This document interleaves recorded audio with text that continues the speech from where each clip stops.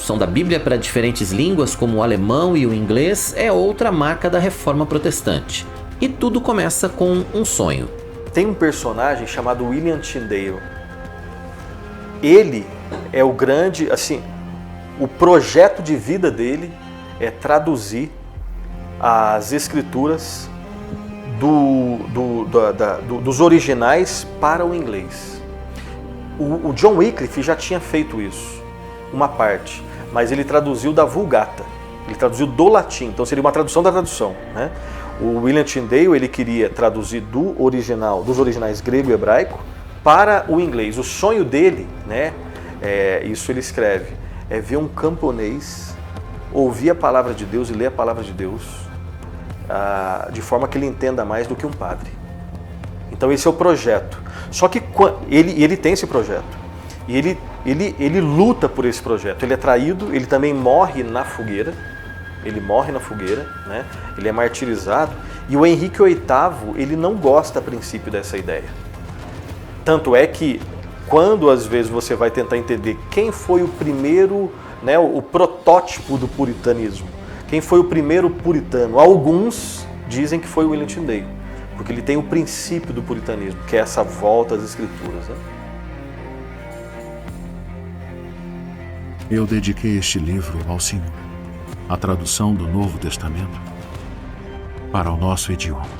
Em alemão? Eu sempre busquei a unidade cristã, mas não ao preço da servidão. Respondo às leis de Deus, não de Roma. Um esforço enorme pela tradução da Bíblia foi feito em vários países durante todo o período da Reforma. Lutero foi o primeiro, traduziu as Escrituras para o alemão. Seu trabalho foi tão importante que alguns estudiosos têm considerado Lutero como o pai da língua alemã. Um primo de Calvino traduziu a Bíblia para o francês. Veio então a famosa versão King James, produzida na Inglaterra. A partir do Sínodo de Dort, na Holanda, aconteceu a tradução para o holandês. Meio século mais tarde, mas ainda como fruto da Reforma, João Ferreira de Almeida traduziu a Bíblia para a língua portuguesa. O catolicismo imperou na Europa durante a Idade Média por 1000 anos com discretas contestações. Mas a partir do século XVI, com a Reforma, países católicos importantes como a Inglaterra, a Escócia e até mesmo a França passaram a ser predominantemente protestantes. Isso faz com que Roma inicie a chamada Contra-Reforma.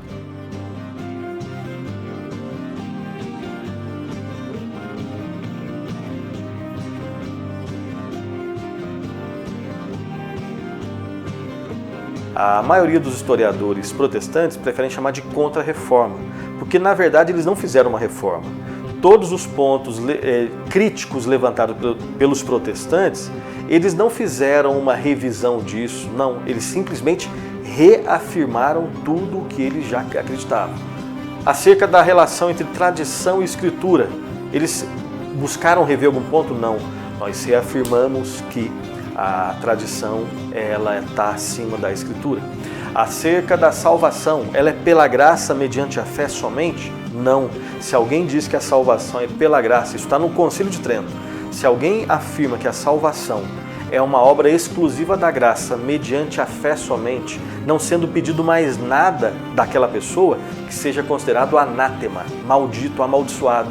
Então, todos os pontos que foram levantados por Lutero e Calvino, principalmente, eles não foram analisados e revistos, eles foram reafirmados pela chamada Contra-Reforma, né? E aí, principalmente em países, né, fundamentalmente católicos, como Portugal e Espanha, o catolicismo ele continuou florescendo. O século XVI marca ainda o surgimento do movimento puritano na Inglaterra. De confissão calvinista, ele rejeitava tanto as práticas da Igreja Romana como da Igreja Anglicana. E você tem um grupo dentro ali da Inglaterra que começa a perceber, primeiro, no culto. O culto da Igreja Anglicana tem muitos elementos do catolicismo. A reforma que não foi tão reforma assim, parece que ficou no meio do caminho. Vamos fazer mais. Então tem muito cerimonialismo medieval. Tem que voltar às escrituras. E aí tem aquela discussão, né? Eu devo ter no culto somente o que é prescrito na escritura. Então esse grupo, daí que vem o nome, e no início é um insulto, O puritanismo nasce como um insulto, assim como os cristãos, os do caminho, né? O puritanismo são aqueles que, quanto ao culto público, o culto na igreja, eles querem purificar. Eles querem tirar tudo que lembra medievalismo e colocar aquilo que é bíblico. Isso não agrada a Elizabeth e ela começa a perseguir esses homens. É nesse contexto que nós temos John Bunyan, que era um pregador itinerante, né? Inclusive quando ele é preso, na prisão que ele escreve o clássico, O Peregrino. Por eles aprendi sobre a guerra vindoura, as origens da nossa cidade.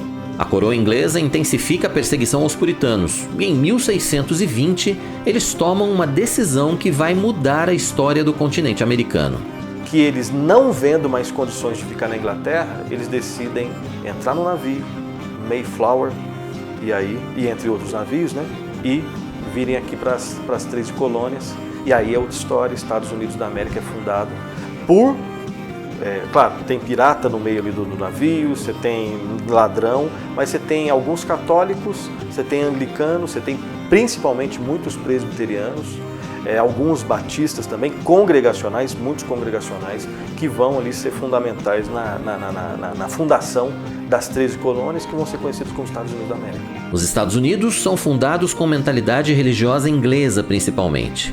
O começo da história norte-americana é marcada pelo conflito com os povos indígenas que já ocupavam o país e a guerra da independência contra a Inglaterra. Muitos vão para o Novo Mundo em busca de riqueza, mas outros querem um lugar onde possam exercer sua fé com liberdade. Gente de diferentes correntes religiosas. E claro que você vai ter uma multiplicidade, você tem batistas, você tem presbiterianos, tem congregacionais, mas essencialmente você tem ali pessoas que têm, esses aí em termos de essência, a mesma fé. Ali vão ser fundadas universidades, né, aquelas que são inclusive importantes até os nossos dias, como extensão do pensamento protestante.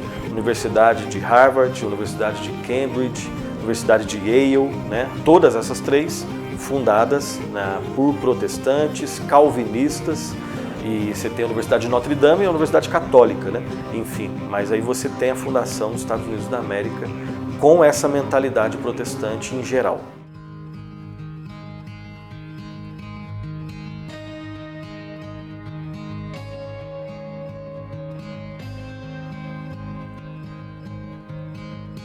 O fim do século XVIII e o início do século XIX marcam a intensificação dos movimentos missionários protestantes, principalmente a partir da Inglaterra e dos Estados Unidos. E o objetivo agora é abrir as fronteiras para o Evangelho e alcançar nações de todos os continentes. Ao mesmo tempo em que a fé reformada cresce em várias partes do mundo, na Europa começam a aparecer alguns exageros, principalmente relacionados ao foco nos estudos em detrimento da vida devocional. Mas na contramão também surgem movimentos de intensa oração, entre eles o liderado pelo conde Nikolaus von Zinzendorf. Ele é um fazendeiro que chama alguns refugiados para sua fazenda para fazer uma reunião de oração que durou anos, e dali, né, dessa comunidade chamada Hernut, o refúgio do Senhor, esse é o significado. Ali começou um movimento missionário assim que durou anos e anos e anos, de pessoas que às vezes pobres, que não tinham condições para ir para um lugar, elas se vendiam como escravos só para fazer missão. Então era só passagem de ida e morria lá, né? Existem livros que falam e filmes sobre isso. São muitos os legados da Reforma Protestante, e não podemos esquecer das confissões de fé e catecismos organizados naquele período e que até hoje são base para muitas denominações reformadas. Em época sempre de turbulência teológica, né, de confusão doutrinária, é importante que você não somente fale, não vale só você falar o que eu sou cristão. A questão é, o que você quer dizer quando você diz que você é cristão? Porque o católico diz que é cristão, o anglicano também diz que é cristão, o puritano diz que é cristão. Então ali existiram algumas definições de fé, né? Então é daí, nesse contexto, que surgiram, né? O Catecismo Maior de Westminster, a Confissão de Fé de Westminster, o Breve Catecismo de Westminster, a Confissão Belga, o Catecismo de Heidelberg, todos esses documentos que são legados da Reforma até os nossos dias. A Assembleia de Westminster foi convocada para que os chamados delegados escrevessem sobre o que caracteriza a fé dos reformados. O que caracteriza a fé dos reformados ali na Inglaterra. Então eles foram convocados por uma autoridade civil para definir uma questão teológica. E essa é uma coisa que às vezes é estranha para nós hoje, né? É porque hoje, aí depois do iluminismo, né, você tem uma separação muito grande entre Estado e Igreja, né? Às vezes até um conflito muito grande. Naquela época era uma coisa muito perto, era o normal. O que hoje não é normal, naquela época era o normal, com seus erros e acertos, tanto hoje quanto naquela época. Mas foi convocada ali pelo, chamemos assim, Estado inglês, para definir a crença dos reformados, né? E ali eles definiram, discutiram e escreveram sobre, e muitos, a maioria puritanos, a maioria esmagadora, teólogos puritanos brilhantes que escreveram ali esses documentos.